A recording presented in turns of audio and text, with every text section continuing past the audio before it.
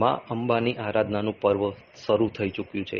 નવરાત્રિ એટલે મન મૂકીને ગરબે રમવાનો તહેવાર, ટ્રેડિશનલ કપડાં પહેરીને થનગનાટ કરવાનો તહેવાર. આ નવલા નોરતાનો પ્રારંભ થતાં જ ખેલૈયાઓ એક પણ દિવસ બગાડ્યા વગર ગરબા ગ્રાઉન્ડ પર પહોંચી ગયા છે. ત્યારે અમદાવાદમાં વેદાંત ગ્રુપ ઓફ સ્કૂલ દ્વારા વેદાંત ગરબા ફિએસ્ટા 2024નું આયોજન કરવામાં આવ્યું હતું, જેમાં વિશેષ હાજરી ભારતીય અભિનેત્રી મહિમા મકવાણાએ આપી હતી.